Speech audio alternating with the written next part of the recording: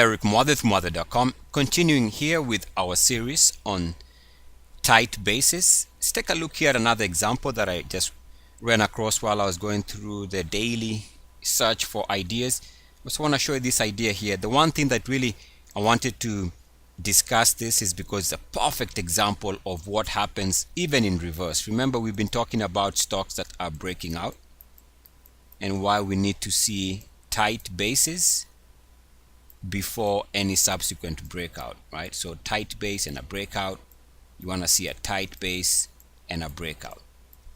Now it also happens in reverse, and what I mean by that is even when you're looking for ideas to go short, you want to insist as best as you can that any instrument you are considering going short should also have some type of tight sideways action. So let's say stock comes here, makes a closing low. You want it to trade within a tight action, and then at some point if it breaks down, then that becomes a sell signal when it breaks down below the range. So in this example here, once it moves below the range, and the range is here, this tight base, then you go short. That's the general principle. So it works whether you're looking for bullish ideas. For example, whether you're looking for an idea where a stock is trending higher, you want to time the breakouts, or if you're looking for a stock that is drifting lower over a period of months. And here, what really got me interested in this stock is, as a good example, is take a look at this base here. That base. So we're talking about the stock closing at a fresh monthly closing low for the month right there. And then it spends 1 month positive, which is rest period for whenever you're timing stocks that could go lower. So it rests with 1 month positive, and then take a look at the close. It was almost unchanged for the month. So here we're talking about, and I don't know that it's very difficult to see, but I hope it makes sense. I'm talking about this month right there. Relative to the previous monthly closing low, it closed just about where it had closed previously. So you have one tight action, the monthly close is almost unchanged, and when the stock breaks down in the subsequent month, now it becomes a fresh sell, which is this month here. Once it moves below the previous monthly closing low there, once it moves below this monthly closing low, it now becomes a fresh sell idea. It's the exact opposite for when we are looking for entry positions. As an example, let's just take this breakout, let's say this breakout here. So you closed higher here, you had 1 month of rest. I'm talking about this down month, and because on monthly charts we are looking for 1 month of rest on a monthly chart, the month it moves above the previous monthly closing high, it becomes a buy. So once it moves above this level here, which is above the previous monthly closing high, it becomes a buy. And even here we can see this was a tight base here. The stock was trading, let's call it between 20, and I'm estimating here between 28 and 25 during this period here. So tight base, and then it breaks out during this month and never looks back. So that's the type of thing we are looking for, tight base formations. Now here we have an example that shows that not, of course, and we know this, not all breakouts are gonna work. Take a look at this example where you closed at a fresh monthly closing high here. You had the required 1 month of rest. So this down month was the required monthly rest, and then there was a breakout after that.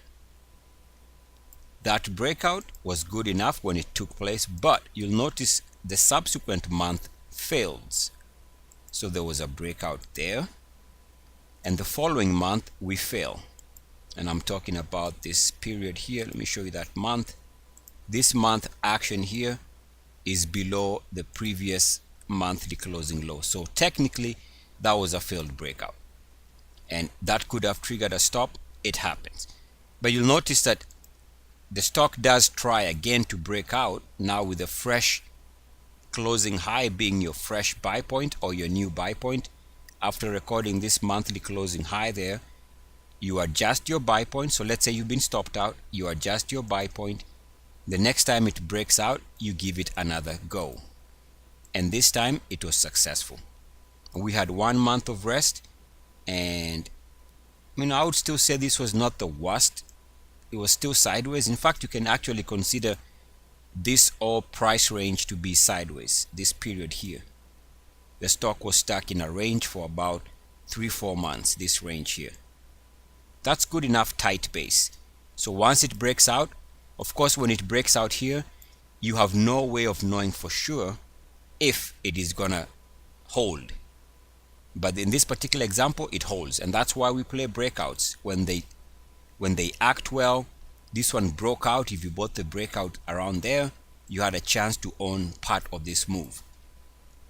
Okay, so again, the key for this video was just to illustrate this simple idea that even when you're looking for short ideas, you want to insist that they have tight sideways action before any fresh breakdown. And here the sell signal was doing this break right there. Now you can see evidence of this if you take a look at the weekly chart. So the previous time period is during the month here, this month of, I believe, was September, August period here. Let's take a look at what the weekly chart was doing. And we're talking about this weekly closing low here. The stock goes up for a couple of weeks, excuse me. So it meets the minimum requirement because it goes up 1, 2, 3.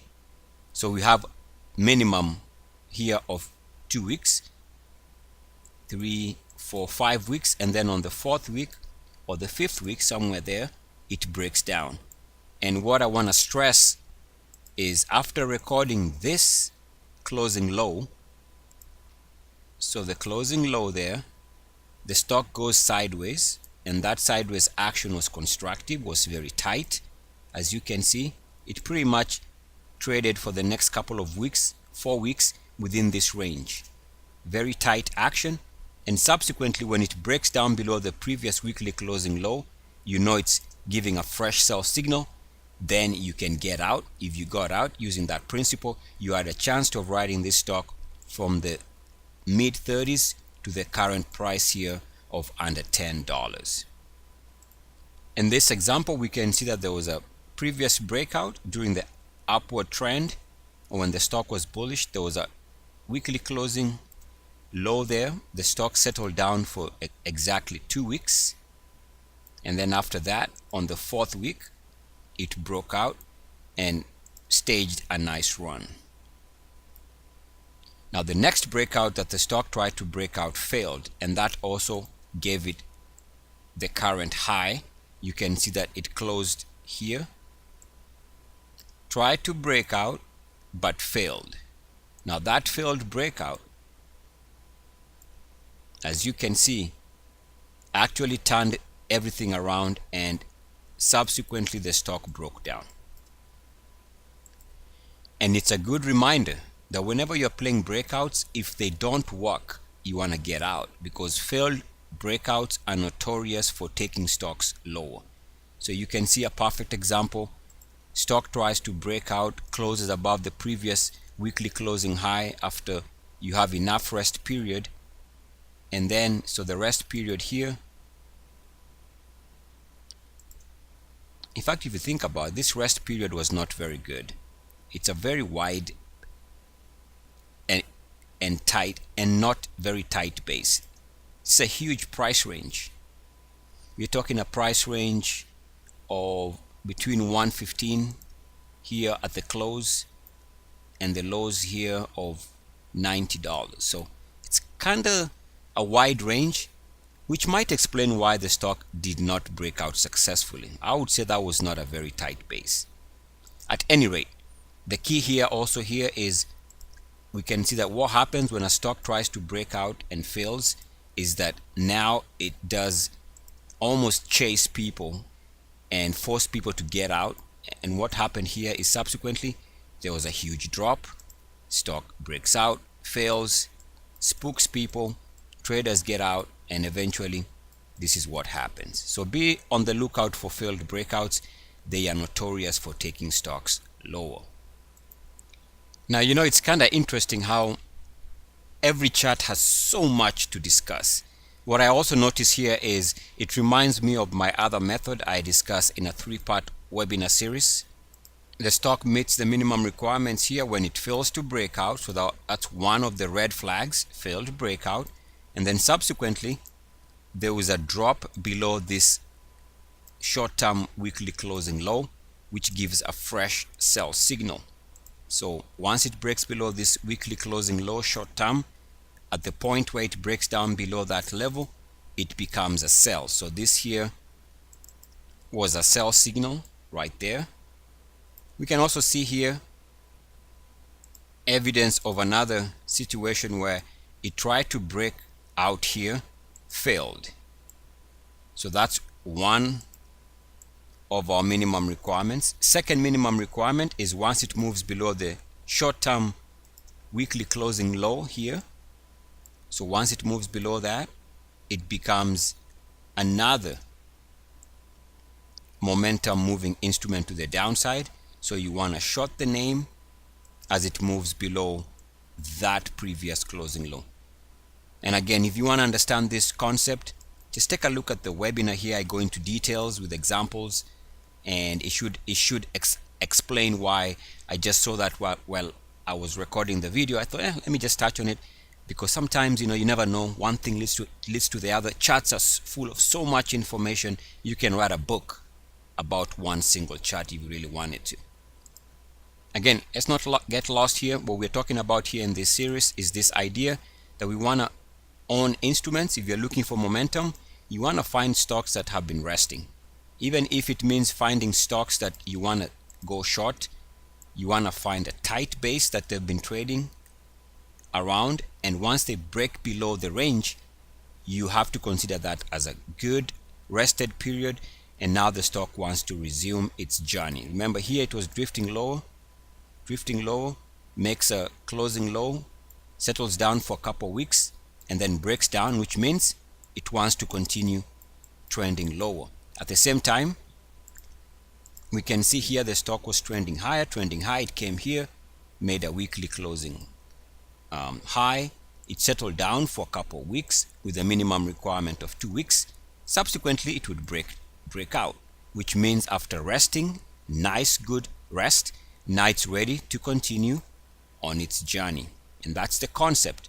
You want to time them after they've had good rest, so that after good rest, now they can continue with their previous direction. And you can take advantage of that by being part of the trade.